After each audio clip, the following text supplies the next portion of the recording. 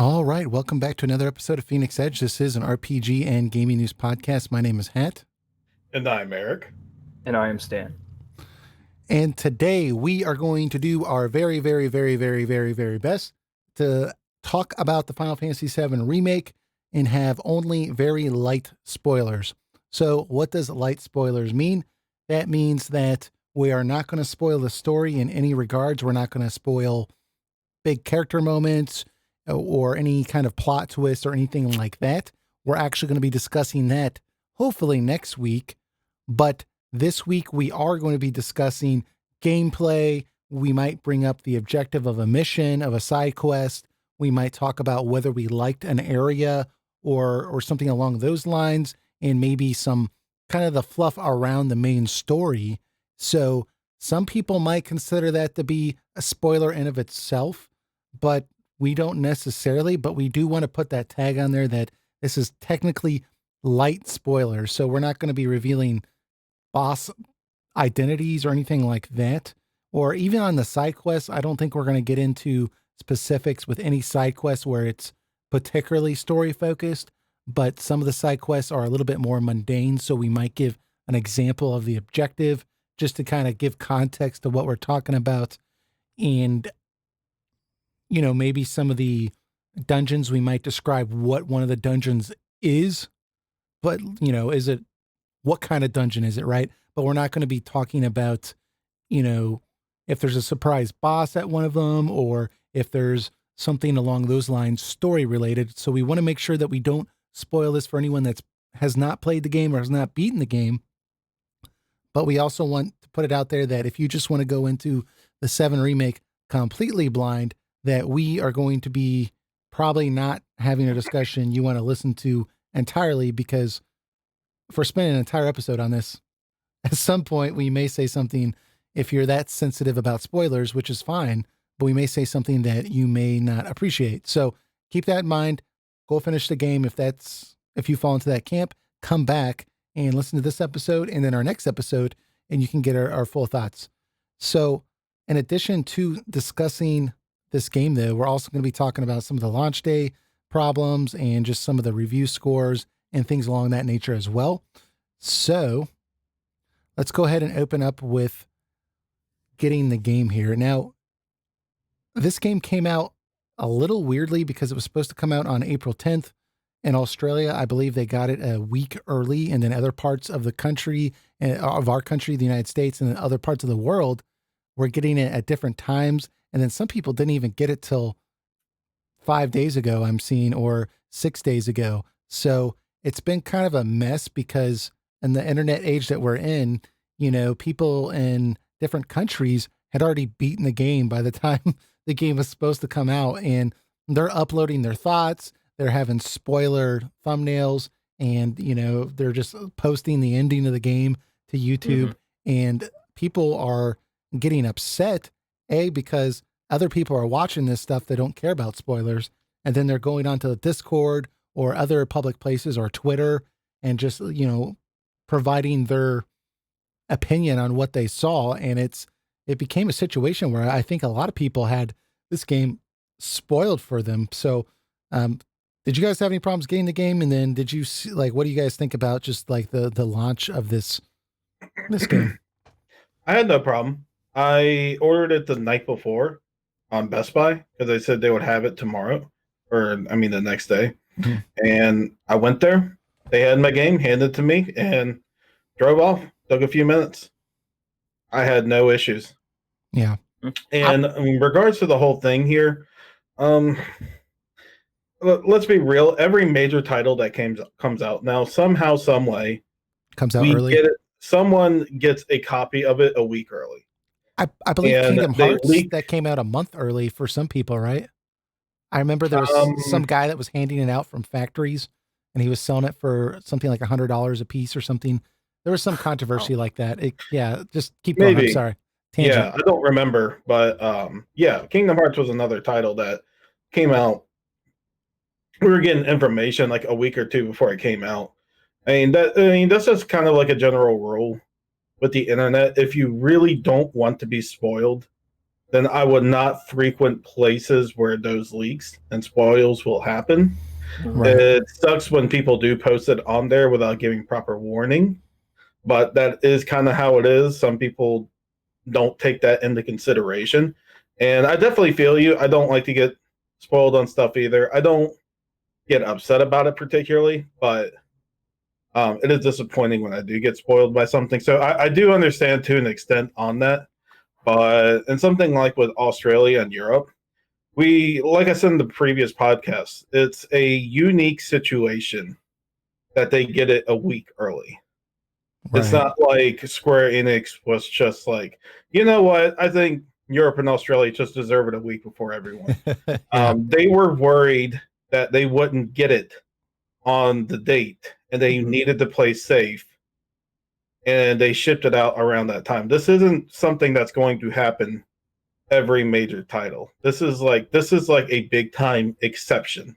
Right. Unless it's COVID thing, I'm sorry if we're even saying it to begin with. If the particular pandemic we're having right now is continuing to go, there might be more exceptions like that, but it's not the normal. I This is just a one-time thing that's happened since the creation of video games itself. yeah. It's just a once in a while thing. I wouldn't get too worried about it. I mean, it's going to go back to normal very Yeah. soon. I think that with me, I mean, I did get the game technically a day early because GameStop, I had the game on Amazon and then I had it on GameStop, and GameStop called me a day early on the 9th and said, "Hey, you can come pick up the game today if you want since you pre-ordered it." So I turned around to Amazon and canceled my pre-order because that wasn't going to ship till the 14th. And I went over and picked the game up a day early. But I know that's kind of the thing that people wanted Square to do further in advance, because people were saying, well, hey, Australia got it a week in advance or whatever. If, well, like, what, and there was reports that GameStop, for example, had the game, on the 6th, for example, and Square wasn't letting them release the game till the 10th. And people were criticizing Square by saying, well, if other parts of the world already have it, they're already uploading stuff, shouldn't Square just release it? And apparently, eventually, Square did. By the 9th, they were just like, whatever, if you have the game and you want to release it and sell it, just go ahead. Because at that point, like, it was all over the place. So, but like you said, it's the situation at hand. They're trying to figure out what's the best situation to do. And I think that maybe they were worried that if they just told people they could release it whenever, it might be mass hysteria because, not all retailers had the game. And then people are going to be rushing over to the retailer wanting the game, and then they don't have it. And then people are running to the next store. They don't have it, and people are supposed to be staying indoors right now. So Mm-hmm. I just, it was a difficult situation. I think it You was get handled the best it could be. you get Yeah. yours on time, Stan? I went with the digital version because so you I wasn't did. going to. Yeah. So you played it right at midnight when it came out? A little bit, yeah, for like an hour or so. In fact, I think I just played the demo part again, and then I was like, let's save the rest for tomorrow. Yeah. Did any of you get any of the fancy versions or just the standard? Just standard digital for me. I got I can't remember what they call it, but the one that costs $10 more. It's got the nice box and like the art book and things like that. Mm. I didn't use the little code that's inside it. I beat the whole game and I didn't use the little code to get my bonus features because I know that one of the features is that ridiculous looking summon carbuncle. Yep. And I was just, me putting in that code was more of a hassle than just not doing it. Maybe I'll do it in the future because I think there's some other things too. But I was totally fine just playing the game as is. I just never got around to it. What about you, A friend Eric? of mine bought the whole big $300 version. Dude, I heard it has a really nice statue.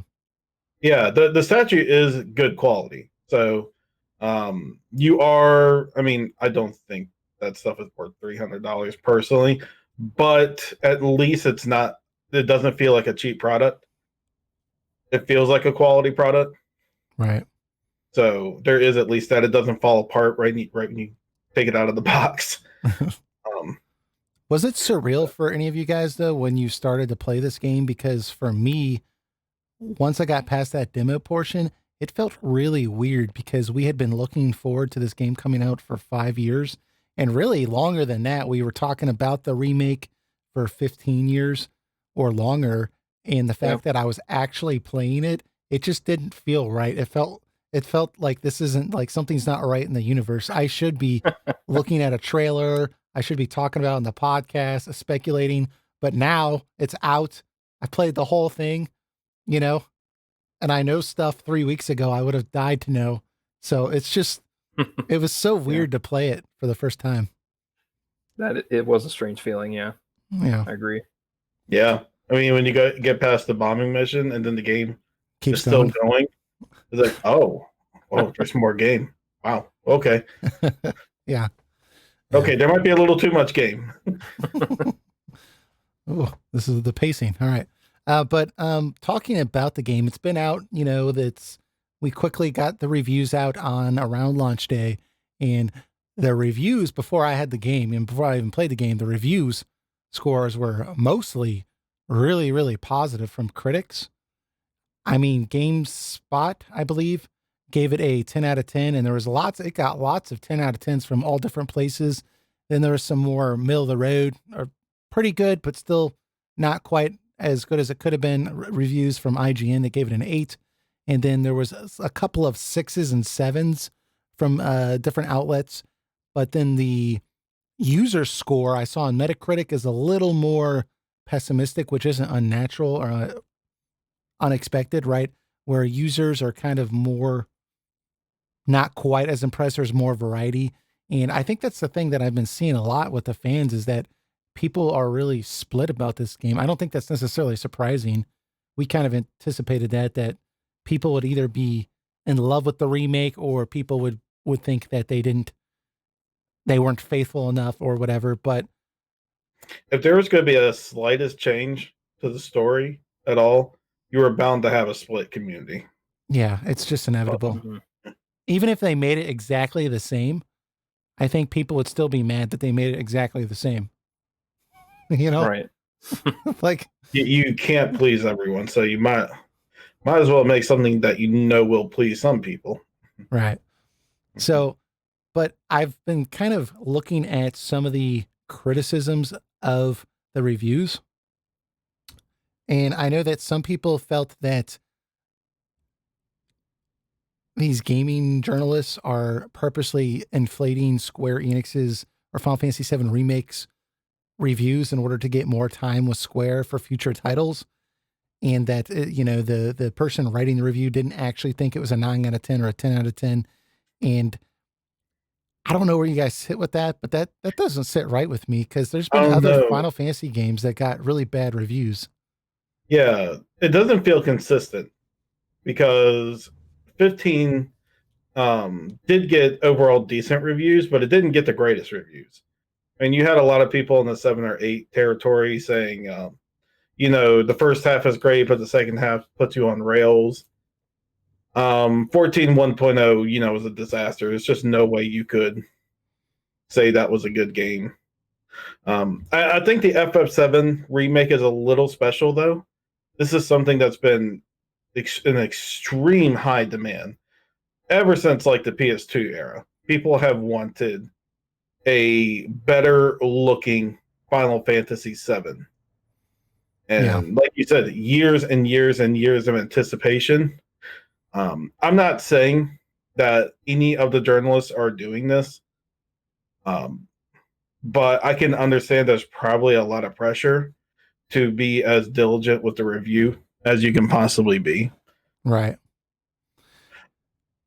Yeah. I mean, it's just when I read some of the 10 out of 10 reviews, and it seemed to me that they were just the things they liked, they just really, really liked. And they were able to get over some of the stuff that, you know, some other people didn't really like. And one of the biggest things that I find people are having a hard time dealing with is, like we said earlier, that, you know, because it's a remake, they made some changes, right? And Nomura even talked about this before in interviews where he wanted this to be a kind of a similar or nostalgic experience, but he didn't want it to be exactly the same because he wanted fans to have something to look forward to. So, a lot of people felt that this game was not doing its, that there was some kind of misleading effort with the remake. And once, I got to be honest, once I played it, I feel that Square wasn't completely forthcoming with the amount of changes. However, it seems like the community is still mostly pretty happy with it. So I think it's just going to be one of those things that you just have to play for yourself and see, how it sits with you, because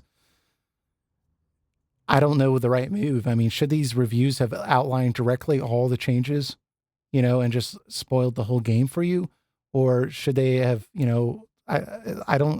can't put that in a review. So, I don't know. Zelda is pretty guilty of this also. Whenever a new Zelda comes out, Skyward Sword's probably the best example. Breath of the Wild to a lesser extent. When Skyward Sword came out, it was getting 9s and 10s across the board. People are calling it like a near perfect game and stuff like that. And this is the one that had the Wii controls with it, that you had to constantly calibrate, and the controls didn't always work the way you wanted them to. And it could get frustrating a lot of times if you ever played the game before. So there were a few gaming journalist sites who, I think GameSpot at the time was the most familiar. I personally didn't care for the journalists who wrote but I was defending him in the regard that his biggest complaint was the motion controls, when all these other journalists were saying it works so perfectly. When, I mean, it worked pretty well 80% of the time. Right. But there would be a lot of times where the thing would just misalign or wouldn't read the exact movement you want. Like, especially when you're trying to jab something, it wouldn't respond the way you wanted to, and it could get very frustrating. So when they decided to call that out, people brought like the pitchforks and torches and like, how dare you give this game a 7.5? How dare you say it's linear? How dare you say the controls are not as great as we think they are? It's like, I'm sorry for giving an opinion. So I can understand if journalists are a little weary about giving the FF7 remake anything less than a pretty good score. Yeah, I think there's. I'm sorry. Go ahead and finish your thought. No, I was done. Okay. Well, I was just going to say that I think you're right. I think there's probably a slight inflation with Final Fantasy. I think I've felt that way a long time, where, you would see games that you didn't think were particularly that great. And, some places would be giving Final Fantasy 13, for example, a 9.5 out of 10. And I would sit there and think, maybe an 8.75, maybe a 9, if you really liked the mechanics. But I still felt there was a lot of issues with that game where objectively it probably wasn't a 9.5. So I do think there's probably some slight inflation with certain games. Maybe they know there's going to be a lot of people that really want it, to be a good game. So they're going to try to go out of their way to see the positive. But I don't see situations where a game that would get a 5 out of 10, is they're giving it a 9.5 out of 10 because they want future copies in advance or something. I think that any place that did that would, if they did that on a regular basis, they would just lose their credibility.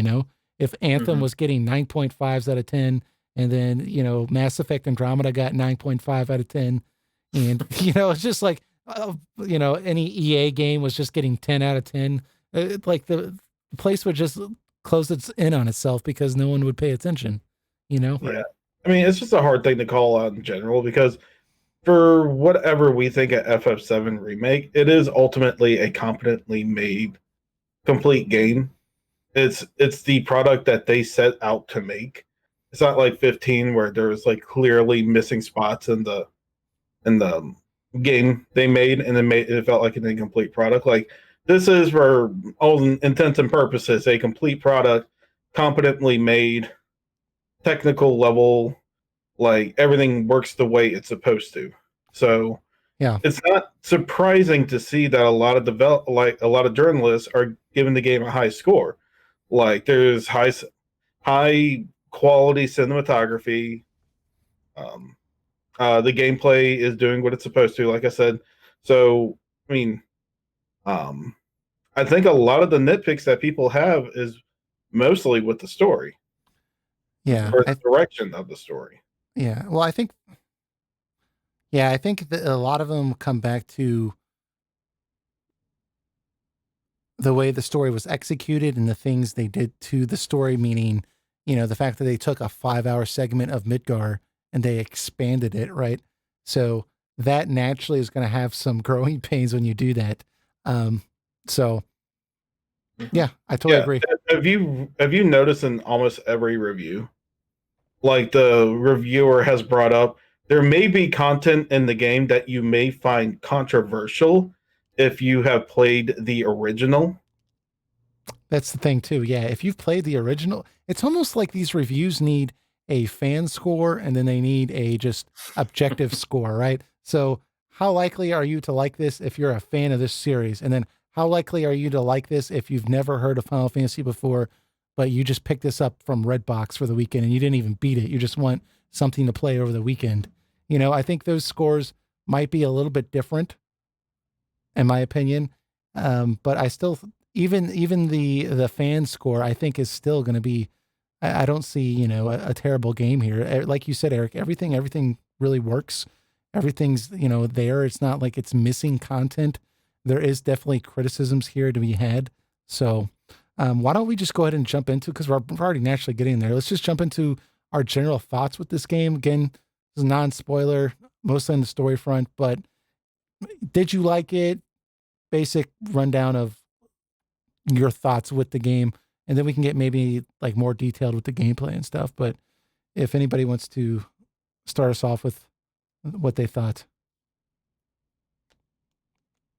I can start us off if you want, or you want. Go ahead, Stan. Yeah. So, general thoughts without spoiling anything is the combat system I really enjoy. Every other way of interacting with the game, like with the controller, like the actual gameplay, is average to below average in my opinion. Aside from the battle system. Aside from the battle system, which I think is excellent. The Yeah. exploration, the mini games, just kind of the general way you move about the world and everything is not great, Right. in my opinion. Yeah. And in terms of the story, we kind of hit on it already, but I felt that the parts that, without getting too specific at all, like the parts that they expanded, had some good moments and some good ideas, but also they just stretched out the big important kind of tentpole moments of the story too far. Right. Mostly due to dungeons that were far too long. In fact, I think a lot of them you could have just cut them in half. Like just cut it would have been fine, right? Cut in half. Well, like you can cut them in 1/4. Yeah, and the that would have helped the story pacing tremendously. So yeah, I mean, it's chill. It's weird that I'm glad you brought that up, because the original game, it had a very linear focus, right? But it was only 5 hours, and it was the pacing of it was very, very short. I say 5 hours, maybe your first time was 7 hours, whatever, but within that range. But it was very linear and it was very short in how instances came up. There was always something happening. You were always on the run. Whereas with this game, like you brought up, the amount of padding that's in between every story beat, it almost felt that I could almost predict, right after every story moment, there would be some absurdly huge dungeon for me to try to traverse before I get to the next story. And it got to the point where it was almost a trope for the game, because it was very clear that they didn't have enough story to fill out a 35 to 40 hour experience. So the length of these dungeons were sometimes just astronomical, and it was very fourth wall breaking for me because I knew what they were trying to do, and it didn't really coincide with the world because, you know, a junkyard dungeon would be 25 times as big as the city it was supporting. You know, like, which isn't like, you know, I understand it's a dungeon, so it's got to be pretty big, but it was ridiculous how big the sewer would be or something like that, right? Compared to like the town it was supporting, it didn't make any sense at all to me, and it was just clearly an effort to pad out the game, and it got really old after a while, and I think that was a major detractor for the story for me. Yeah. I mean, I think the game is good. Yeah, I agree. Do not get me wrong on that. The game is good. I will go as far to say that it's better than 13 and 15 on a lot of aspects. Agreed.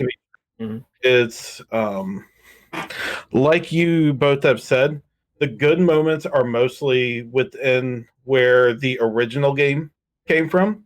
I think a lot of times they reinterpreted stuff pretty well.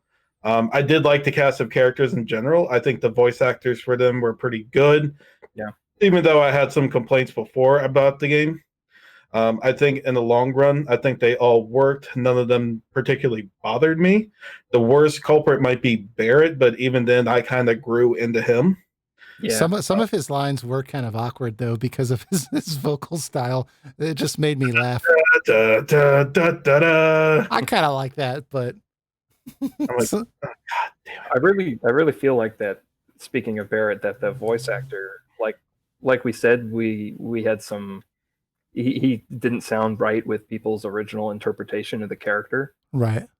but he was actually able to kind of make it his own for sure. Like Yeah. him and Tifa, I felt especially like now that I've heard those characters voiced by those two actors, like that's the kind of the canon voice I hear for them. You know, like they really took those roles on and made it their own. Like Only one I didn't like, and this isn't a spoiler. He's all over the trailers and even on the damn box covers and such. I did not care for Sephiroth's voice. It's like they tried to get someone that sounded like George Newbern without the sinister feel to it. I feel like the person who did his voice in Advent Children and the compilations, like, was actually a good voice actor for him. Like, he did accomplish having that sinister, scary tone about him. And this one, I feel like that sinister feeling is just taken out. And he sounds kind of like what you expect from a JRPG villain. Yeah, he was just kind of okay for me, I think, as well. Yeah, it wasn't necessarily terrible. I'm not gonna be like, this is such horrid voice acting. But I was just like, the deliveries, I'm not 100% buying it. Right. I think I have more thoughts on that, but I'm afraid to delve into that. So I might just reserve my comment on that till next week because I think I would start getting into the story. So. Yeah, but I'm with you guys. The dungeons are way too long for their own good, especially if you played the original. Like, the one I can think of the most is, you know, the connection between Sector 5 and like Sector 6/7. Right. That entire place that had the cranes. That is literally one like panel in the original that you go through, and they somehow made it like an hour to hour and a half long dungeon. And the problem, and then after you get to the sewers sewers is a dungeon. Yeah. And then the sewers, you go from the train graveyard. Oh, dude, that was terrible. Yeah. And that is a dungeon in itself. I'm like, oh my God, let me breathe. A big problem, I think, in addition to, and again, let me reemphasize, I liked the game for the most part. I enjoyed the first 6 to 8 hours of the story. For me personally, were just pretty much knocking it out of the park. I was impressed. I was converted. I thought, man, they're killing this. And then I started to see some of the story changes, and I was with you guys where some of them I thought really improved things and really felt right. And then other things, I was like, I could have done without that, right? But So I did like the game. I liked it better than Crisis Core. I liked it better than Final Fantasy 10-2, 13, 15. So it's the best Final Fantasy I think we've gotten in since Final Fantasy 12. I like 12 better, but that's basically where I have it. So it's pretty exciting that, you know, they're actually moving in a trajectory where it's getting better, whereas worse, right? So that's exciting. But I'll, go ahead. say in general that for overall, I don't think they could justify saying that Midgar had to be one game when they do this horrendous amount of padding. The majority, like I would say, over half of the game is some kind of farm and filler content. Yeah. Yeah, I would. Well, I'll say it could have been a full game, if they wanted to make their full game 20 hours, which I think a lot of people would have been fine with. But then there's a lot of JRPG fans who expect more, like a longer game, you know, for a $60 purchase. Yeah, that's I kind of would have been more fine if they added more new stuff. Yeah. And then we could be critical of the new stuff all we want. But at least the one thing with involving Jesse, Biggs, and Wedge, that part of the game, at least that was something new, even though I have a couple things to say about that too when we go. Yeah, the general consensus that I got here was that you know, basically I'm with you, Stan, that okay, if you're going to make a 20-hour game, make it a 20-hour game, don't make it a 40-hour game. But Yeah. also, you know, they really sold us on this idea that if we made a full game, we would have to cut too much content. You know, we wouldn't be able to fit everything in there. So we're focusing on Midgar. And because we're doing that, we're going to really flesh out Midgar. You know, this is a big city. You didn't get to see a lot of parts of it, and we Didn't get to we see did any of it. we did see more of it, and the areas that we did visit were bigger, but we basically, for the most part, saw all the same spots we saw in the original, and then, you know, and that's it. And I thought that was such a missed opportunity because they already took some fairly large creative liberties with the game, you know, because they're remaking it. They're trying to, you know, give us a new experience here.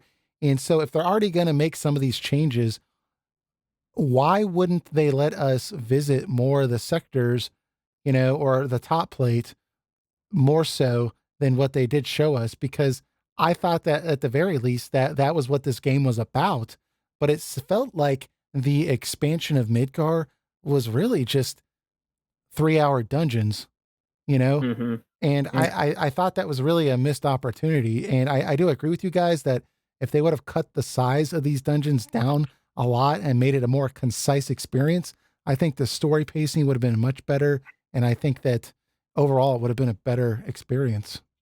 If I was approached, if I was a director and I was approached and they told me, okay, you need to make this 5-hour experience into 30, at least 30 hours, then I would tell myself, okay, keep the way the original stuff is intact, but in between these points, let's put new stuff in. Because, like I said, I didn't particularly care for the new section with Jesse, Biggs, and Wedge, but there were some good parts in it too. I liked it. I liked it overall. I won't completely dismiss it. I did like getting to know Jesse more. That was pretty nice. I will say that, but not the Well, yeah, the talk about the other details. part of it. You know what I'm talking about. Next week. Yeah. Yeah. I won't say it, but yeah, they should have just put more stuff like that in between if you really need to fill up that 30-hour time, and keep the dungeons and like layout pretty much the same. I think that at least it would have been controversial maybe in some other aspect, but at least it didn't feel like a bore or a chore to get through stuff.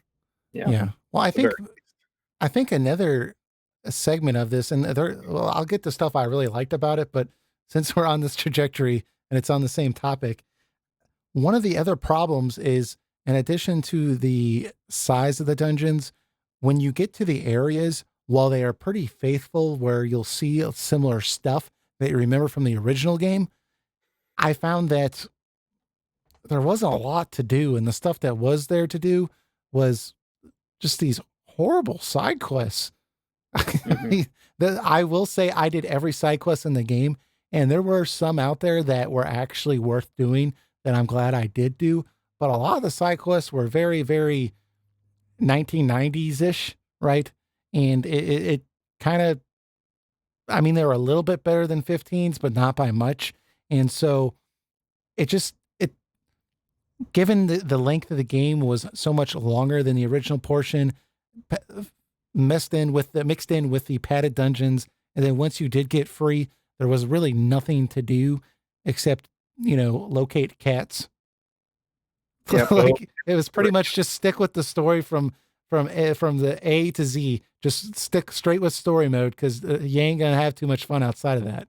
And so that was kind of a disappointment for me that I think they could have done a little bit better. Please find my students. Please find my 5 cats. All my chocobos have ran away. Can you please go get them for me? I like the You chocobo have one. so I like many the more chocobo important one. things to do. Yeah, but there were some good ones. I have to say, like there were some actual story-based ones where I found that there were stories that were overlapping. So one quest would overlap with another one, and it had me going from different sectors to, follow this story. It wasn't anything Witcher 3 level, right? It wasn't that good, but there was some improvement over finding frogs from Final Fantasy 15 a little bit. So, Right. but I think that, again, like this felt like a PlayStation 2 game on a PlayStation 4 in some ways with the map design, because like there were just big, long, windy paths with a lot of similar looking textures. And it was very easy for me to get lost in. And the mini map was terrible, I found. Unless I used the big one, that one in the corner didn't do crap for me. I don't know. It just didn't do anything for me. So, especially with the side quests, you would like, let's say with the cat one, it would say, okay, you have to go find 5 cats. Well, most markers on most RPGs, the marker would show you in the area you need to go. So like The Witcher 3 would show you a red circle and it would say to like search that vicinity. But this game would just use the same marker that's from the same story marker. So if you're doing a main story quest to promote the story, right? Where am I supposed to go in the dungeon? And it would tell you precisely where to go. It would use that same marker to tell you where the cats are, but then you would go with the marker and the cats wouldn't be there. Right? And that marker was just telling you, oh, the cats are on this map somewhere, and the map's huge. So like there were so many times where I was used to running to that marker that I would maybe like I'd have to go kill a monster or something, and I would be running around in circles. Where's the monster? It says it's right here. It says it's right here. And then I would remember, 10 hours ago before I went to that dungeon that, this marker was actually for side quests, only telling me that it was on that map and not in that area. So I think what Stan was saying at the top of this before this, we started with this, was that basically you thought the battle system was just phenomenal. The story had some great moments, but the other gameplay aspects were left a little bit to be desired, I think is kind of the direction we're going in here. Yeah.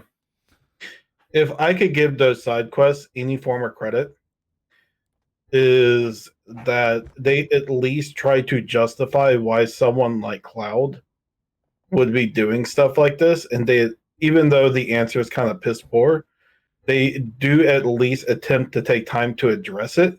Unlike 15, where it's like, hey, we're going to do quests in the open world just because.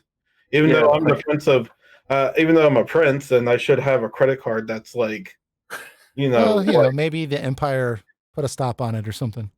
But they don't address it. Right. They don't do it. Yeah, it was like if they did something as simple as, hey, that's weird, I can't get in touch with my dad and my credit card won't work. And we can't tell anybody you're a prince. Yeah.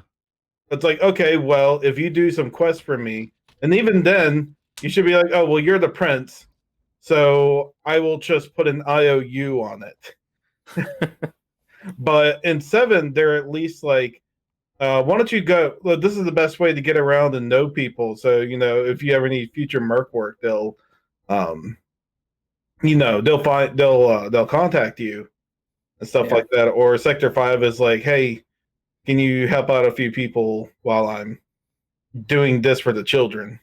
Well, one thing I did like also in addition to that with the side quests was that because I was doing all the side quests, that sometimes along the story they would, in new areas, they would say, oh, they've heard that I did X, Y, Z, all these different side quests, and that I really helped out, right? So it kind of blended them in with the story a little bit so that it felt a little more coherent. So it was better than 15, so I have to give that credit, but they got a long ways to go. Let's just say that. I think they could do better in the next one.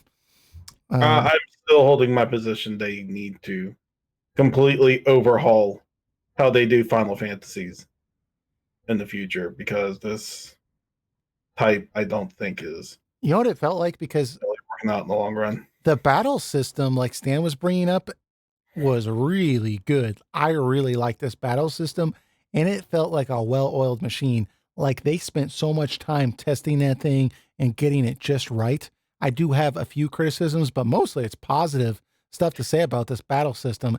It's just like these boss battles are just so good, right? You sure And about that? for the most part, they're really, really good. However, when you compare that to the side quests, it makes me wonder if they spent most of their time polishing the battle system and then they just kind of stuck these side quests in at the last, maybe they start putting them in back in like October or something. Because Yeah. I mean, there are some good ones where it actually took some more work, but I don't know if this was just, they didn't put it in the right spot in their workflow, and maybe they just didn't have enough time to do most of them. Because even among the side quests, there are certain ones where they clearly put in a lot more work, where there's actual, secret bosses that you can fight that are in relation to the side quests, which clearly took more work. But then other ones, such as, find my lost kids. It's like, no, you find your own lost kids. I'm on a mission, Yeah. All right, here's what I think in the combat system. Okay. Let's hear it. It has an incredible foundation. It does a really good job of having a mix of turn-based like action and action combat, and I think they blended it together very well. I only have very minor complaints in that regard, and things they could do to improve it. But overall, they have something really good going on here. I mean, most definitely. And a lot of the boss fights feel dynamic in aspects. Now, having said that, I think the designs of the fights themselves, a lot of times, are very weak. You get some pretty amazing ones for sure. Certain Let's fight not. that was largely built up earlier in the game. Now, the problem I have is it doesn't communicate. The enemies and the bosses in the game sometimes do not communicate well with you. So I'll take, for example, a normal monster, not a boss, a normal monster, a Sahagan that use spears. Right. There's a move they use where they jump up and they come down and hit you. So you think to yourself, I should time an evasion, because clearly you don't want to be in the way of a giant spear coming down and impaling you, right? Sure. So I tell myself, evade. That doesn't work. It tracks you. I evade, he still hits me, and he hits me very hard on top of that. So you want me, logically, you want me to guard the jump, when most people's natural instinct in their brain is move out of the way. I think if they had something that visually kind of gave you a hint that it needs to be guarded or needs to be evaded, because a lot of times I've ignored that guard button just because there isn't very strong visual cues telling you until after you get hit by it that this is what's going on. And I understand there is the assess materia to help with some of these boss fights, but I think of the Hell House in particular, and even knowing in my head that I have to deal with the elementals, it didn't work half the time because I had to keep dealing with the constant toggling of the targeting system, which kept going off of its lock mode. Right. And that made it so frustrating. I wanted to throw the controller at the wall. Bad. I'm sorry, what do you want to say? Yeah, I mean, I think I have more positive points with the battle system than I do negative, but I do agree with you that I did have occasional issues, not just alone with the jump ability, but the enemies, they would have whatever they're going to do appear over their head most of the time. It would say whatever they're going to do, and then a short preparatory animation. So usually you could kind of tell what was going on and you could avoid it. But there were certain battles where either because of the way the camera was faced, I couldn't see what was going on, so I couldn't evade it, or just a boss would be so large and I'd be using Cloud, who's like right up in the boss's grill, right? So, or there's so many enemies that you can't focus on each and every one of them. Yeah, so especially like anytime I got turned into a frog or anything like that, half the time I didn't even know it was coming. So it felt a little cheap, I think. And then I just to tack onto that, since we're already on the negatives, and then we can go into the positives. But the other thing that I didn't like also with it was just if I'm casting a spell and the enemy interrupts my spell, that's good. I'm fine with that. But not only would I lose an ATB bar, but I'd also lose the MP, which also felt kind of cheap to me because I like that. Like there's a lot of times there'd be no way for me to adequately prepare for that. And, some of these spells that I would use would take 21 or 24 MP and I would only have 70 MP. So to lose that much MP because somebody I didn't see behind me came in and stabbed me in the back, it drove me nuts. And then I'd have to wait for get that ATB bar back up. It drove me nuts. You know what's interesting about those spells? I've been watching some playthroughs of people playing the game on the higher difficulty, and the go-to strategies is to never use the tier 3 spells for that reason, because there's a risk of losing the MP, and also... Dude, if you lose the MP, you can be in a real bad spot.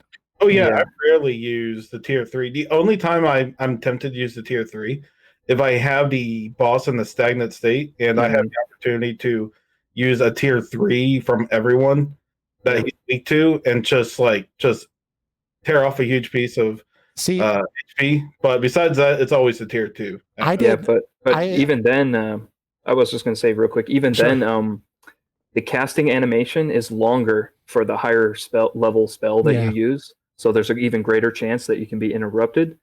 And it takes longer. So like if the enemy is staggered, like the bar is decreasing. So even then, like a lot of the,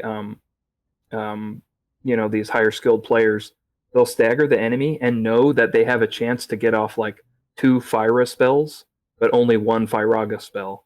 Right, so if they have 2 ATB, they'll use 2 Fyras instead of 1 Fyraga because there'll be more damage overall. I do think that's actually a good thing, though.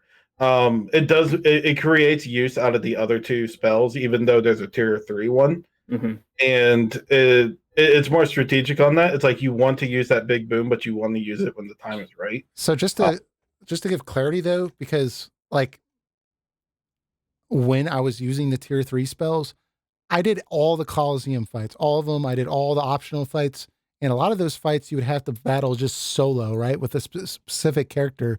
And there would be a lot of times where, because I'm using one character, I could see that if I could just get one Thundega spell off, the enemy would just immediately be staggered, right? Right.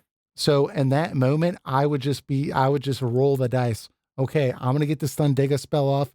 I'm not going to really have much to cure myself with if after that, but I'm just going to get this spell off so that I can stagger the enemy and then I can take them out at that point with, either a limit break or one of my special abilities. But the problem was that I have with that wasn't that the spell would get interrupted.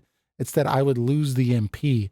I felt that was a little bit too much for me personally. because then you can't build up an ATB bar and do it again. Right. You have to build up an ATB bar, use the ether on yourself. Well, in the Coliseum you can't.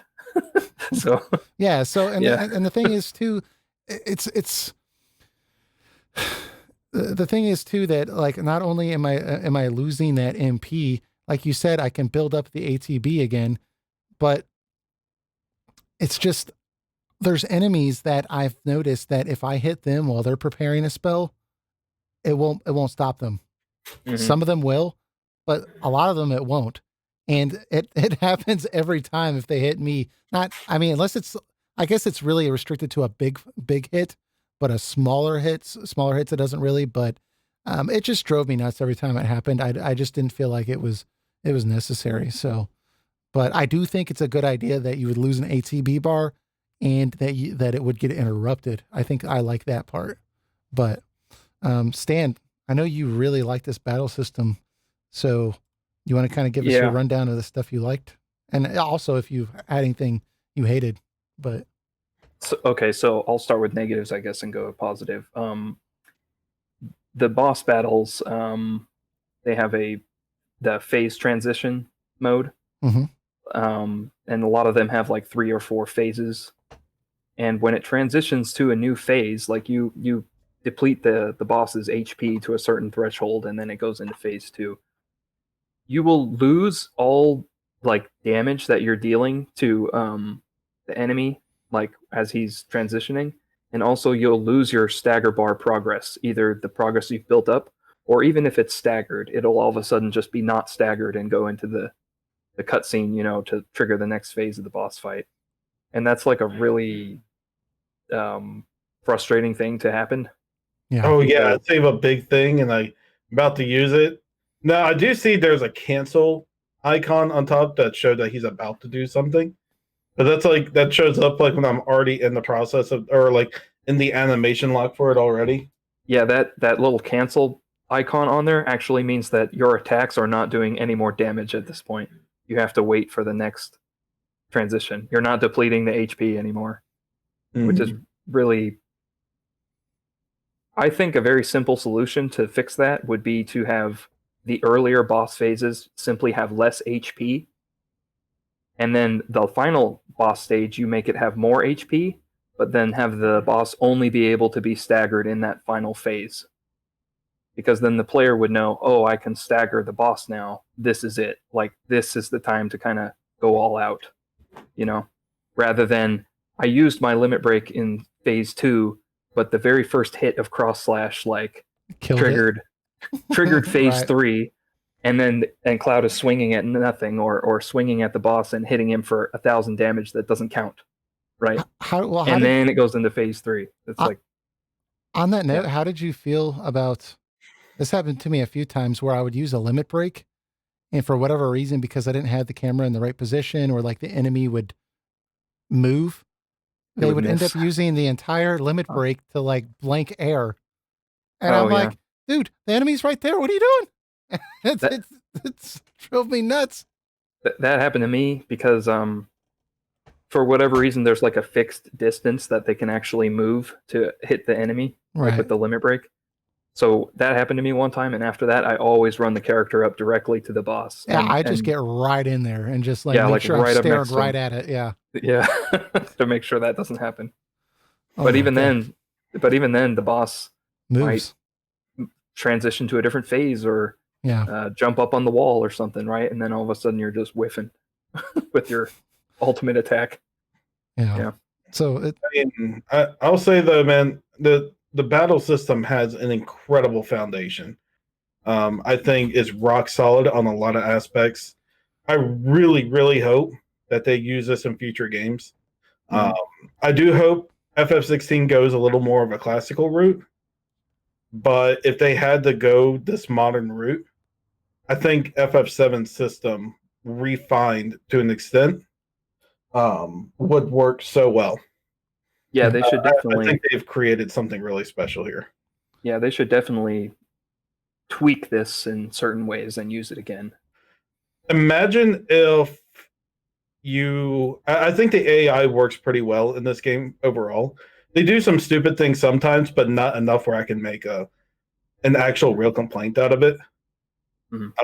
But I do hope in any system they make in the future with that combat system that they add a gambit-like system to it, where I don't feel like I can either take control of the 3 characters myself, or I can set up a gambit system where they do certain moves that I want to set with a gambit panel. Like, I don't need to constantly switch over to Tifa or pull up and go over to Tifa and say, hey, do your kick right after I do my Braver Slash. See, I actually kind of like that because it maintained the traditional ATB system feel to it, to where basically the characters are either blocking or just doing normal attacks. And then for me to initiate anything else, I would have to switch over to them. So I got to the point basically where I found it was very, very efficient for me to just constantly be in a state of flux where I'm just constantly switching. And, you know, once Cloud's ATB bar is up, I might use Braver. But I wouldn't even wait for the animation. I would just switch to Tifa and start, you know, pounding away with them, or switching to Barrett and just, you know, doing whatever I want him to do, and just keep switching around like constantly. And for once I got that down, it felt really, really good to me. And I mean, that right there solves the main issue I have with party-based action combat, because before this battle system, I always felt that the AI of the enemy of my party members were doing dumb stuff. They were using all my potions. They were using all my MP. You know, they were running into areas like that they don't need, you know, like an area might be on fire, and then one of my party members would just like run through it, like in Final Fantasy 15, and be like, woo, and, you know, they die. It would just drive me nuts. And I just like, and I felt like party-based combat did not work in an action setting. But this is really well done. And I think what really works about it, in addition to, like I said, switching between the characters, for me personally, although I see the merits of a gambit system, I like a gambit system a lot. But I think the way this works, and it's kind of a mediocre point for me, is that if you notice, if you use a character for longer than a few seconds, that will aggro the enemy, right? So, yes. And the enemy almost always, unless there's a lot of enemies, the enemy almost always just goes right for whoever you're controlling. So the player, yeah. If that works because it keeps your party from being in too hairy of a situation for them to do something dumb, right? And it allows them to just do basic blocking and attacking. You know, the enemy will sometimes switch focus, but it was kind of annoying though when I would just switch to Aerith for a moment to heal and then switch back, and the enemy would turn around and start darting towards her, right? When Cloud's right there, or when, you know, a different party member's right close by. But I was able to use that in a strategic sense when I was backed in a corner and I couldn't get out. I could just switch to somebody else and get that enemy to turn around, and then I would just switch back to Cloud and come in on the back. But I mean, I don't know. Stan, we kind of cut you off there with what you were saying. I interrupted you, but what? It's okay. It happens. I have one more negative that I wanted to bring up, and that is fighting the aerial enemies compared to the ground-based enemies is very clunky for Cloud and Tifa specifically, because they're the melee fighters. Mm-hmm. You have situations where they jump 30 feet up into the air to swing at the aerial enemies, right? They don't even really combo it either. They just go up there and they swipe it and they kind of come back down. Yeah, and Cloud especially, he can only go straight up. He has no kind of like tracking system. Like Tifa kind of has like a tracking system, because her aerial combo, she punches and kicks is like 4 or 5 times. Right. Cloud just does 3 swings, but if that first swing doesn't connect, he just go back down. Yeah. He whiffs the air and he goes back down, and then you have to specifically run to the aerial enemy, like underneath them again, and then push square again to hopefully jump up and hit them. Now, you can use magic to hit those enemies out of the air, but most of them are weak to the wind, like the arrow spell, which also whiffs all the time, at least for me. Yeah. So if you don't have Barrett or Aerith and you're like fighting aerial enemies, Well, It just drags on the battle, and it's very clunky. Is the best way to describe it. well, half the Yeah. time you can't even see the enemy, so you're just, Yeah. you know. Yep. Yeah, I completely get it. If Barrett and Eris are in the party, it's like obviously switch to them and get them down. But there's times where you're Cloud and Tifa only, and that's not really an option. Yeah, I think honestly, the easiest way to fix it would to be have just Cloud and Tifa cannot do this 30-foot jump like at all, right? They can't hit aerial enemies at all, and then just give them an ability that allows them to spend an ATB bar to go up, hit the aerial enemy, and knock them down onto the ground automatically, like every time, and make it so that can't miss, right? But also make it very short so that you knock the enemy down onto the ground, but you have like 4 or 5 seconds to deal damage, right? And then he's back up in the air again. What if they, Right, in addition to adding that, you had more than 2 ATB bars? Because I feel that I wish I had 4 ATB bars where they were, smaller, but there were certain actions that would take 1 ATB bar, then there were certain actions that would take 2, certain that would take 3, and certain that would take 4, because I felt that doing something like that would be very useful for 1 ATB bar. Something like using a potion would be 1 ATB bar, but using a different special move would be 2 or 3. Right. Yeah. There is a materia that I didn't use too much called Refocus. I didn't use that much at all. I couldn't wait to unequip that, but it's probably really useful. Well, it's a limit break, right? So you have to get your limit break first before you can use it, but then it segments your ATB bar into 3 bars. See, that would be really useful, and I didn't do that. I had 2 ATB bars the entire game. I feel like that would be better off as a stock feature, like an ability that you could, like the Refocus materia. Maybe if it's not your limit break, like you can use it and you get 3 ATB bars, but once you deplete all 3 of those ATB bars like twice or something, you would have to use the ability again to get it back, something like that. Yeah, I think in general, but the limit break, like you get the limit break so rarely, so infrequently, that you can't make that 3 ATB bar ability part of your main strategy, Right. Did you guys, did it bother you that you couldn't keep the ATB bar, or you couldn't keep the limit break, but if you died, you kept the limit break? It was a little weird. Because a lot of times I would get a limit break for an enemy that was almost dead, and I would feel like, well, I might as well use it, because the next battle, it's going to be gone. Yeah. I mean, it's like even more if you had this big thing coming up with the limit break, and then the enemy kills you unsuspectedly, and you just lost that limit bar. Yeah, especially if you're paired with Healing Wind. Oh man, Healing Wind has saved me so many times. Oh yeah. I don't know, because if it was like the old game and you only the original game and you only build up the limit by taking damage, then I think it makes sense to lose it when you die, right? Because otherwise you can just take tons of damage and get limits all the time. But in this game, you build it up by taking damage and also dealing the blow that staggers the enemy. And since you can stagger so many enemies, like if you kept the limit like from battle to battle, like you would just have limit breaks all the time. Speaking of which, I have another major positive for the battle system. I've got the summon. Oh, the summons, yes. The summons work so much better in this game than 15. Like they're very helpful. They can help you. They can help turn the tide of battle, but they will not be the defining. Or like they will not win the fight for you.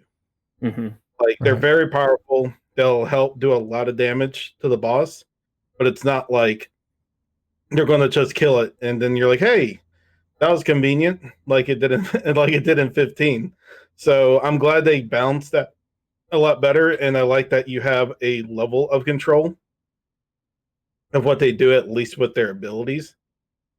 And I think both in terms of Ifrit and Shiva, which are 2 known summons in the game, they designed them very well.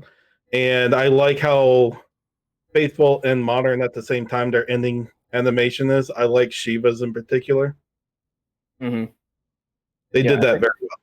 I think they're very useful, and also they're not so centralized, I guess you could say. Like in Final Fantasy VII, the original, and in most Final Fantasy games, they're essentially just a really big spell, right? Like a really powerful spell that just comes out. And then in Final Fantasy X, they're a playable party member, I guess, right? But you lose the rest of your party. The other three characters go away. And kind of the same thing in Final Fantasy XII, right? So it's like when you summon a monster, it's always just been a spell, or all of a sudden you're playing a different game, right? Because like your characters are gone.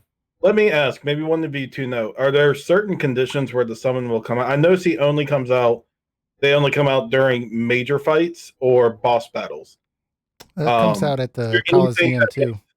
But they don't just appear. No. Right when you start the fight. They come out sometime like midway through the fight. Yeah. Like, is there something that triggers that, or is that something that's automatically done?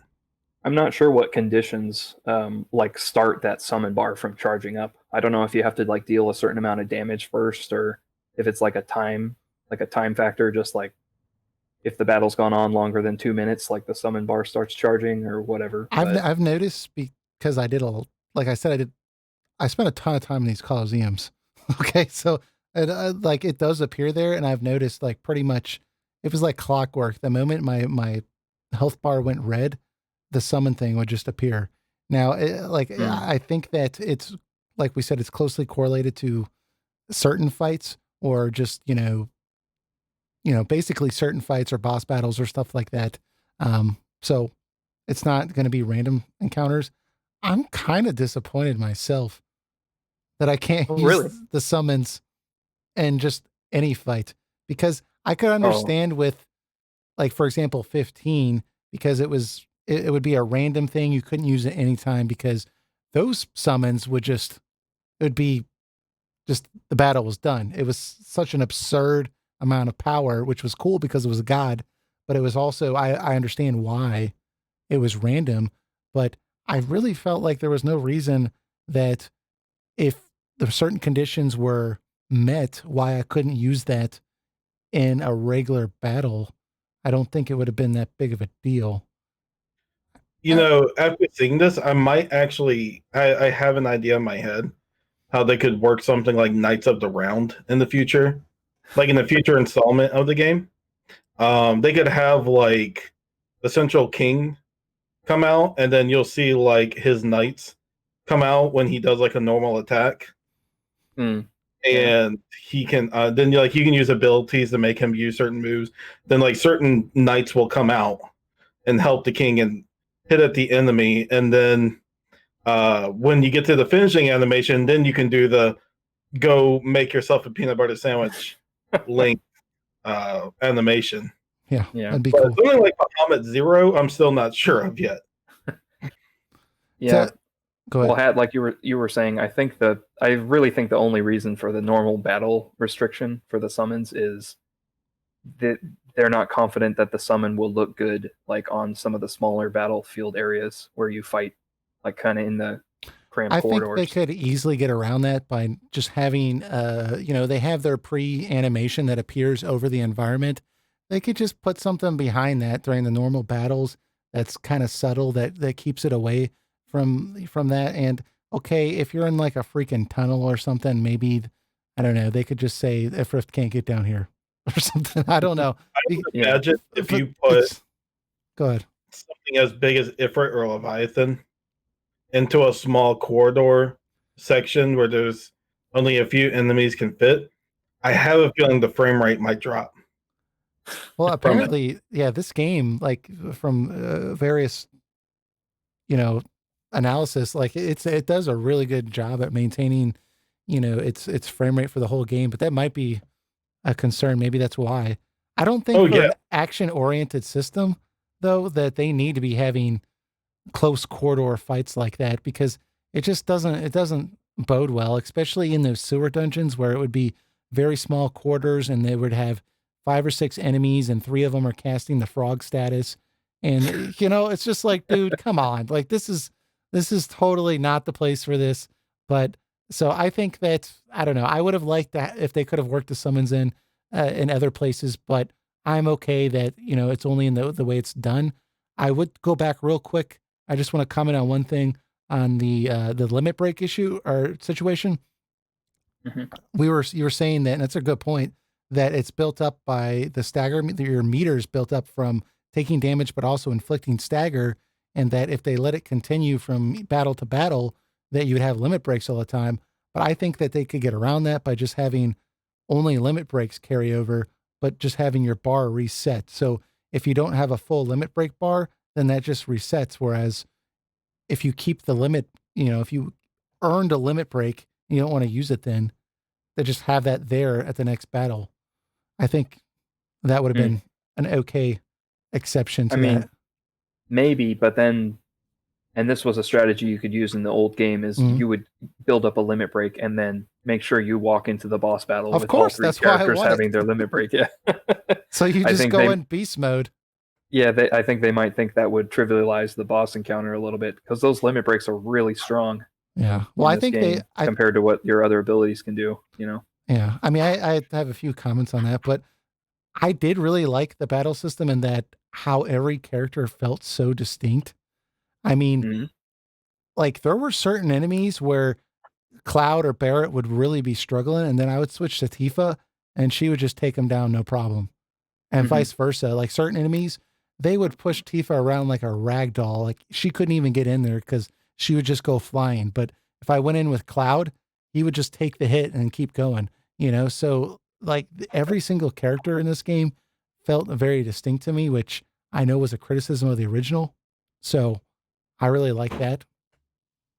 You Yeah. know, as Yeah. a, Cloud is kind of your go-to guy for like crowd control, right? With his big wide swings. right. 'Cause you can use Tifa against multiple enemies, but for the most part, her attacks are only hitting the enemy directly in front of her. you know. Yeah. And then Barrett is your ATB guy. Like he can build up ATB really fast with his overcharge ability. Super Another useful. fun thing to do is you put as much defense as you can on one character, give them like a defense weapon, all that stuff, and put the provoke materia on them. Uh-huh. Let all the enemies come after them, and then use the other characters and just start going one by one on them. Yeah. Barrett usually has really high HP, so let him be a tank. Mm-hmm. See, I got to the point where I was just letting Barrett be my healer because I knew he was going to stay out of the way of the enemy, and I Yep. didn't want to worry about him. I didn't have to worry about him really being in a dangerous position a lot. He was also a good tank, but I ended up just using him as a healer because he was not in proximity to the enemy. He's a super good healer too, because of the his overcharge ability. Mm-hmm. It just builds up an ATB bar instantly. So Yeah. if you're like mostly using Cloud or Tifa, and all of a sudden you're in a pinch, you just switch over to Barrett, pop that overdrive, you have a bar, and now you can just heal everybody. Like Yeah. um. So yeah, that's primarily how I use him. Did you have anything else with the battle system, Stan, that you wanted to bring up? Really quick, I was just gonna because Eric was talking about the attacks that you need to block, or some attacks you need to dodge. Mm-hmm. It's been my experience that like 80% of all the attacks the enemies can do to you in the game, you should block, and the other 20% you should try and evade, because you like the evasion has no invincibility frames, and so many of the attacks like gunshots, or like he mentioned that jumping attack, they track you not to where you were when they jumped, right? But they track you to where you end up. So it's like almost impossible. Yeah. yeah, so that I actually really liked, because I'm not a huge fan of kind of dodge roll combat where your primary defensive strategy is to avoid the attacks. Other than RPGs, like my other game I play a lot are fighting games, and in those games, a lot you have to just sit there and block the opponent's offense, right, Mm-hmm. until you have an opportunity to attack. Right. And that's really what this feels closer to. Like, this actually feels closer to an RPG with kind of like a fighting game mentality to it than it does to something like a Dark Souls or like a Kingdom Hearts action style.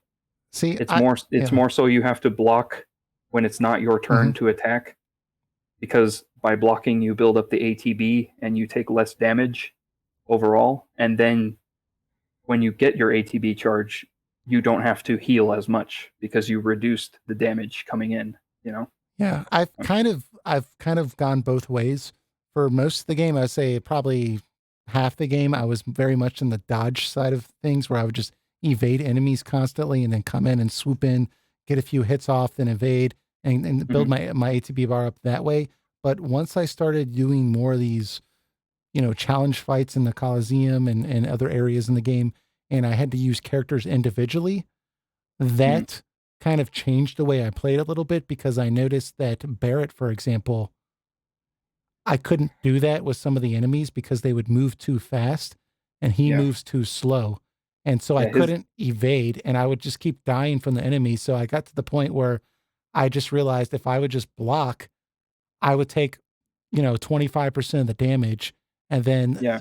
I would get an opening and just like unload my rounds, and I was able to get through the fight that way. So I kind of approached that mentality with some of the other characters also, with some of the enemies, and that kind of changed the way I played a little bit. Yeah. Like, yeah, especially Barrett, like his dodge roll is just terrible. Yeah. So, It's like, but like, if you really like the kind of traditional dodge roll combat, I would say try to play as Tifa mostly, because it seems that her dodge roll, while there's no invincibility to it, it moves you a further distance than any of the other characters. right. So you can kind of use it more evasively. But at the same time, you run into enemies that are just like casting Thundara on you. Yeah. And when they do it, it just hits you instantly wherever you are. It doesn't matter. At that point, you might they as well just, you got to block it. There's a bunch of attacks that are just like they track you, and you got to block them. Yeah, like those are obvious. Yeah. But like in unique situations, it's like when you meet an enemy you've never met for the time, like you're already guessing if you're blocking or guarding, and logic that you would use is like most of the time used against you. Yeah. I do agree though that the when the enemies attack, like the Sahagin says like jump or something, or like leap or whatever that attack is called. If they could show you in the text, like Eric was saying, some kind of visual indicator, like maybe if the attack is you can put it in red and put it like flashing or something, and that means it has to be dodged. It would And be any nice. other attack would be you could block it, right? It would be nice if it would also show it somewhere else, just in general, because I would be busy with one enemy, and then maybe that part's off screen or something, and I just can't see that that's happening. And I know that sounds like a petty thing to talk about, because if there's multiple enemies on the screen and it's a 3D game, you're not going to be able to see the whole screen. But it's just, if you're going to have something that I can't, like, I want to know when stuff's happening, and if it would drive me nuts when something would happen that I just couldn't see. So yeah, the trouble with that is if they draw too much attention. Yeah, if they draw too much attention to like an enemy off screen who's all of a sudden going to do something really big, you run the risk of like the player feeling like their combat flow is kind of being interrupted, right? If they have to like move the camera for you. Well, no, don't move the like camera for me, but maybe just, let's say with the turn-based combat of the original, if the enemy was going to do a move, it would display what the move was going to be at the top of the screen.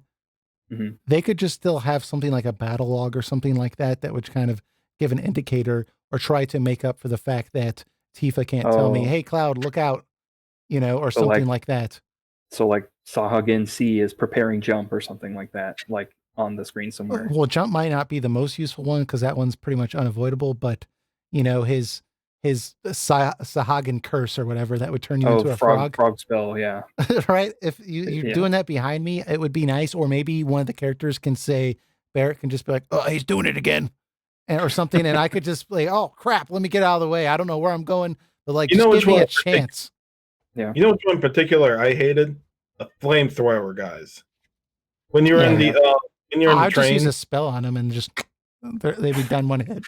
Yes, but when there's multiple of them hitting you, Yeah. and you think to yourself, "Oh, well, they're so fast. Maybe I should block it," and it still hurts like hell when you're blocking it. So you're like running to the other side of the room just to be behind the wall, so you stop dying for a second.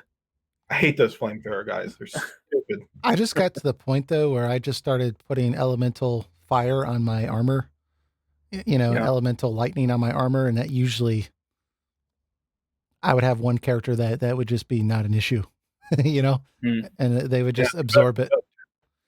How did you guys feel about the general equipment system, like the way you leveled up, the weapons, the materia system? I mean,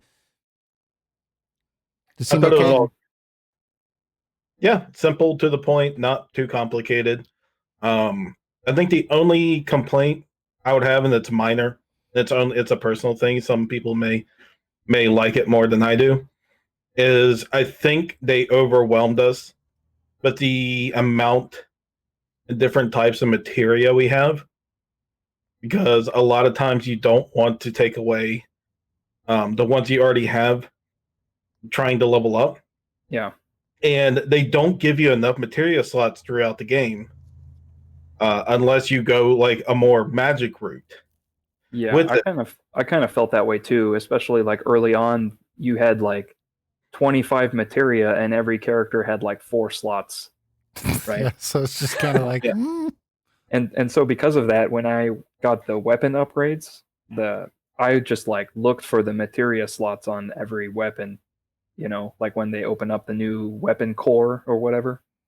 I just like tried to spend all the money on the slots first, because I was thinking I have all this materia in my inventory that I could be leveling up. I just don't have enough slots, right? So I gotta get that on my weapons. Yeah. I thought I wouldn't like that weapon core system. I thought that would be the thing I'd be annoyed with, but it was okay. I did like that it made previous weapons relevant still, and you can like switch out if you need more defense or more magic, or if you need a balance. Like the Buster Sword's a pretty balanced weapon when you get it maxed out between attack and magic, and then you got the Hard Edge, which is like just all offense and screw everything else. Yeah. I am surprised they gave the nail bat, yeah. The nail bat ability to grow that. I wasn't completely crazy about it. I do agree that it was an okay system, but I wasn't necessarily crazy about it. I mean, the sphere grid or crystarium like leveling up of the weapon, it was kind of boring to me, I guess. So once I saw that I could automate that, I just could not wait.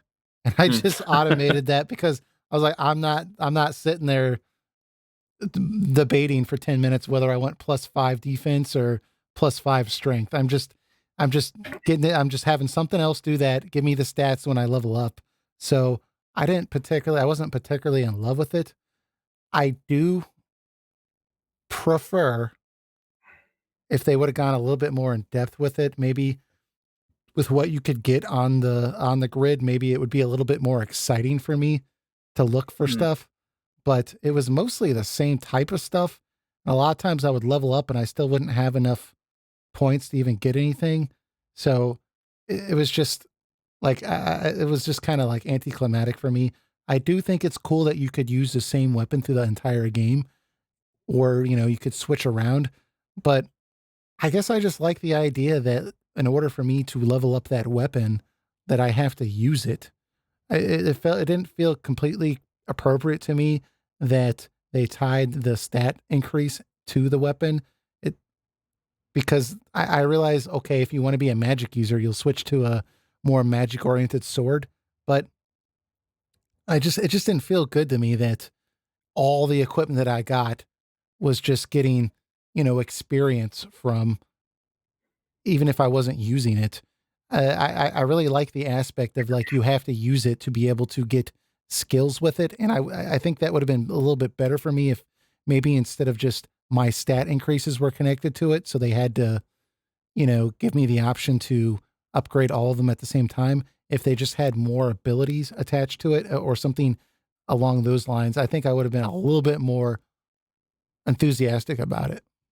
I will say this: the animation to get into the system, That was cool. especially if you go through multiple weapons at once, It's like the Cosmo Canyon type thing. is annoying. I thought it was cool. I thought it was, but I only It's saw it a cool couple of times before I automated it. Yeah. Cool the first 2-3 times. When you need to go through 4 characters and they all have like 5 to 6 weapons, You haven't touched them for a while. Little annoying. Yeah. It's slow. Well, don't you? What about like? I feel like you should be able to upgrade your weapon from the equipment menu too. Like I didn't like how I had to go out of the menu to do that. Like it's its own separate menu item. It felt weird to me. Yeah, it's Square Enix. They got to be flashy about everything. Upgrade weapons.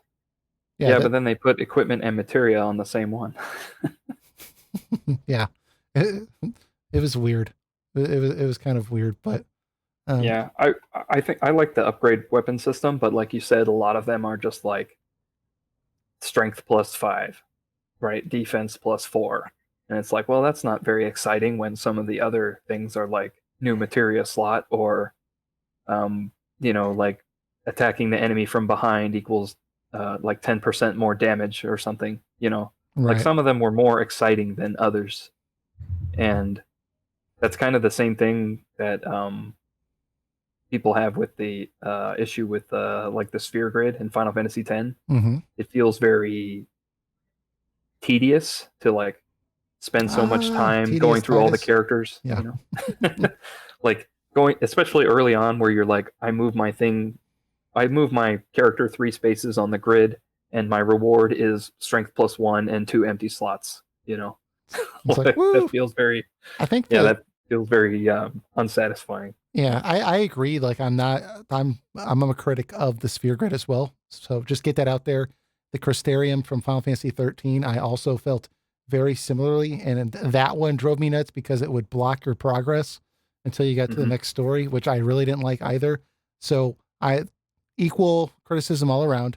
I think that at least with 10 though, what I did find appealing about that, and I guess same thing with the license board in 12, is that I could, 12 would hide it in the original, but you could see something that you wanted. And then you could go out into the area and kill a couple of monsters and get to that point, and it would be a reward that you got there. Whereas I would say the first half of this game of the 7 remake, the respawn rate for the monsters was so low in most areas that was almost impossible for you to do that. And so it basically felt like the only time I was getting SP really was from story fights. And that felt kind of like a skill tree to me, like an action adventure game. Now in the second half of the game, I got a lot more freedom, and there I noticed like actual respawn rates and there was actual stuff to go do. So it felt more right for me in the second half. But I think at least with 10, there was that opportunity to kind of pace it the way you wanted it to, and you could kind of look forward to stuff and not feel like I was just getting points for defeating level 1, So it's, I don't know. It's just, maybe it's just preference, I guess. Yeah, it is. I think so. Because I enjoy the sphere grids also, but there's detractors. And it's different strokes for different folks. Like some people are just like, oh, this is so tedious. To level up my character, I move around and strength +3 or whatever. There's nothing like indicating that that's like really great. Right. Well, with 10, I would usually wait till I had like a bunch, and then I would just go through and like, woo, take care of like 30 spots. Particularly bother me. I just kind of felt like there's an extra step because the sphere grid is mostly linear until end game, until you can actually unlock pass. Then I know there's the expert sphere grid now in the remasters, but the way it was originally built, like I was like, it's a minor inconvenience, but I don't mind. Yeah.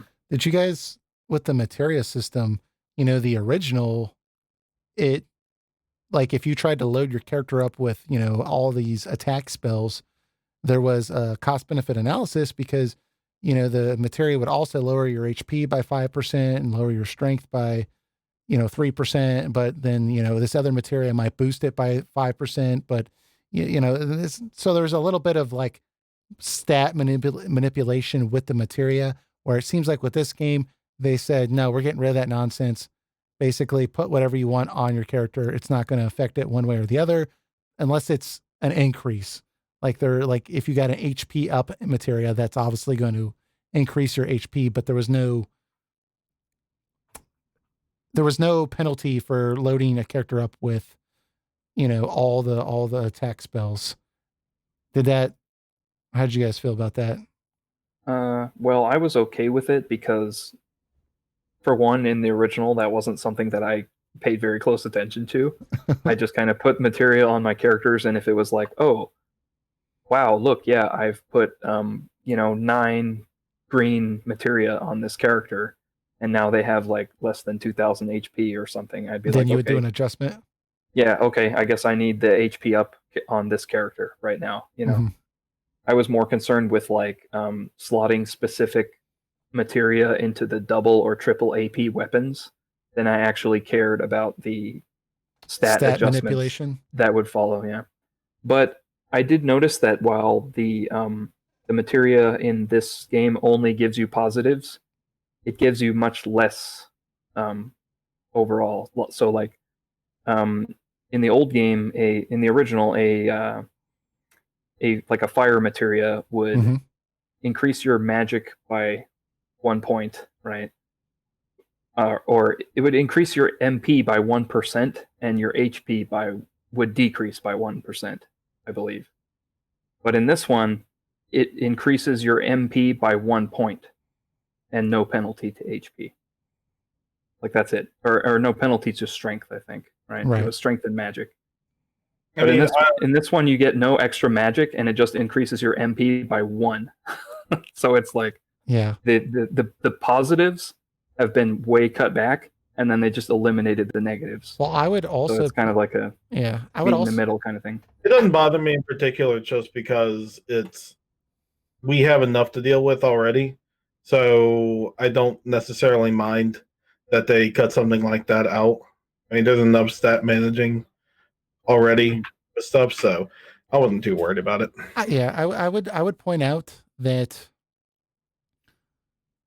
the reward is smaller, but I did feel like the amount of AP required to level up the materia, I think, should have been a little higher, because to go from fire to fire, it was only 300 AP, and I was getting 12 AP a battle. Yeah. So within less than 30, some boss battles would be more than that. So, I mean, I had certain materia that was just maxed out by wall market. Yeah, I think I had Fyra like by like chapter 4 or 5 in the game, like less than 10 hours in. Yeah, so it felt a little early to me. I think they could have made that a little higher. Because the original, it was like 3,000 that you needed. Yeah, but then some of them are like really high, like like 15,000.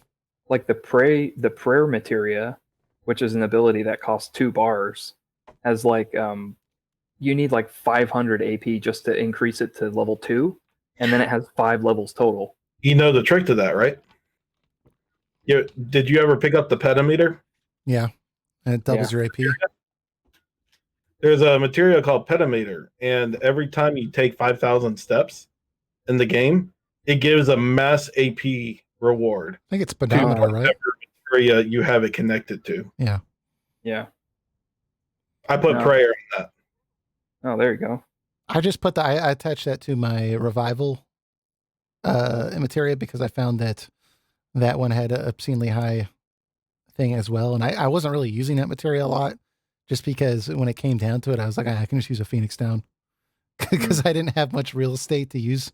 So I was just like, whatever. I'd rather put, something else like First Strike or something like that than have Revive on there. So, but I don't know. To me, like, I thought the system was basically okay. It was functional, but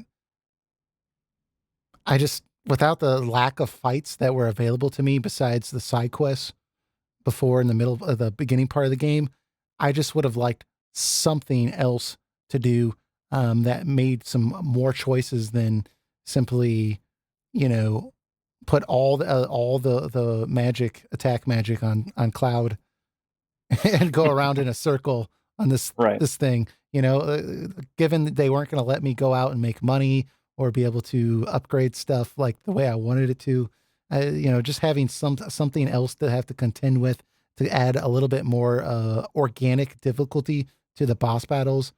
You know, that it didn't feel quite so controlled. But like I said, in the second half of the game, like that game really opens up. But you know, before you go to the Shinra building, and you can actually, it actually starts to get some of that RPG feel that I really liked. So Yeah, once you kind of hit the Coliseum, right, all of a sudden there's like a lot more opportunity at your leisure to kind of level up materia that you want and stuff. right, So, yeah. yeah. Um, we talked about the side quests. We talked about the combat system. We talked about the maps. I think we talked about a little bit, just the linearity of it, but then also the padding of the maps. Mm-hmm. I think on the gameplay front, we've kind of hit as much as we can. Don't you all think? Yep. I think from there, I mean, we could comment a little bit on the story, but just again, just remember this is non-spoiler. We kind of went over the story a little bit too, without going into spoiler territory. Yeah. My general consensus on the story is that it's good when it goes through the actual paces of the original. Like I said, I think they reinterpreted those parts really well, and they're well performed by the voice actors and the cinematography for it. I think it's when they try to go into new territory or more filler related stuff is when the story takes a horrible um, or it gets pushed to the side for horrible pacing in the game, which if you play the original, you feel those awkward pacing sections immediately. And you're telling yourself, I just want to get to this part of the story. Yeah. And my wife, who's never played FF7 before, even complains about some sections take too long to get to the next point of the story. Yeah. So it feels like a complaint in general that they took the first 5 hours of the game and greatly filled it with padding that broke the pace of the original just to get to that 30 to 40 hour mark. Yeah. I do think that from my perspective, I do agree with you that a lot of it's padding. I do think there, like you said earlier, there were moments that were additions that I do think were beneficial to the story, but there were additions that I didn't really appreciate either, to be honest with the story. But what I would say that is, if you're listening to this and for some reason you have not played the original Final Fantasy VII, after having finished the entire game, I would say that it's pretty much, I would say you should probably play PlayStation 1 Final Fantasy VII first, just because there's things the game tells you that it feels like it's operating like you already know the story from the original, like you already have information that the game hasn't presented you. So it feels a little strange on that front, I think, if you haven't played the game. So I think those moments will be a lot more clearer. And then also there's a lot of Easter eggs that you're not going to get from the original that are in this game. And I just think that also this game tells a lot of spoilers from the original, but because it feels like you already know those spoilers, it doesn't really spend a lot of time with them like it does in the original. So I think that you're missing out on some of the surprise and some of the payoff, because they're trying to tell the same story but a little bit differently, right? So I do think you should play the original first. I do agree. You should play the original first, most definitely. the stuff that people have considered very controversial in this game, I agree, and I don't like it. I personally don't like it. If people enjoy this Nomura Kingdom Hearts level crap that they've added into the game, more power to them.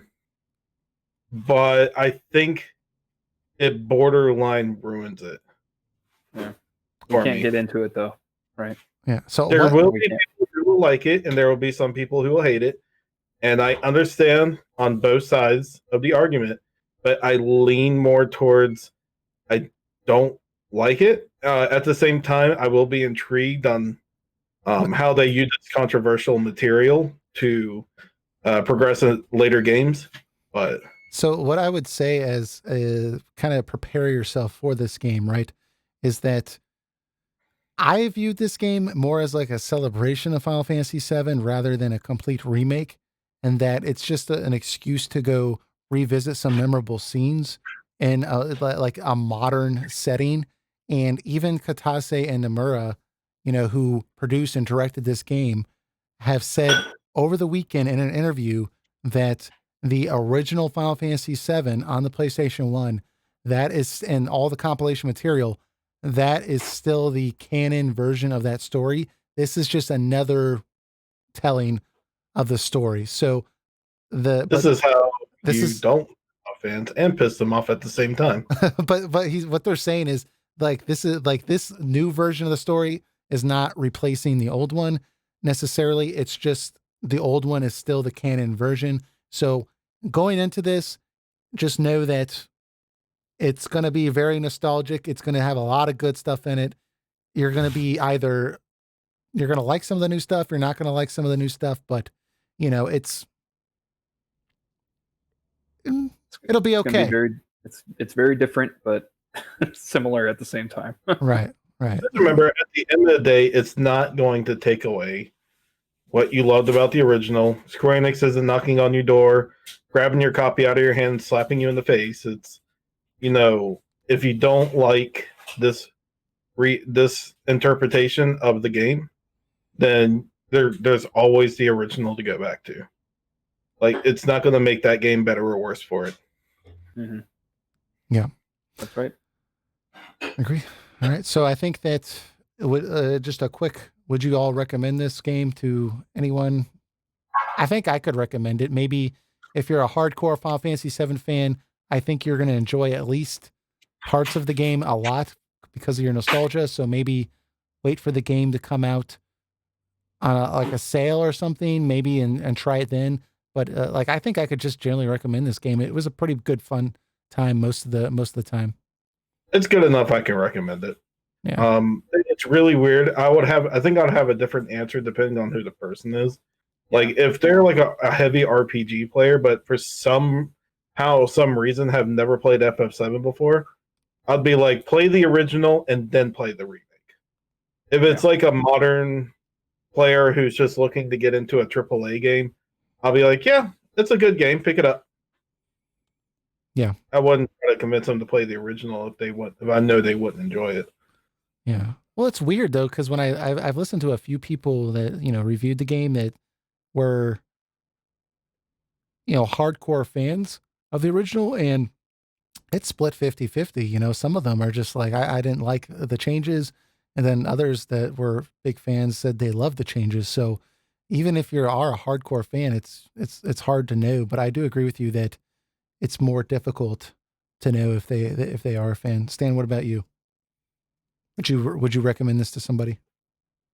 I think for the same reasons I would recommend the original first.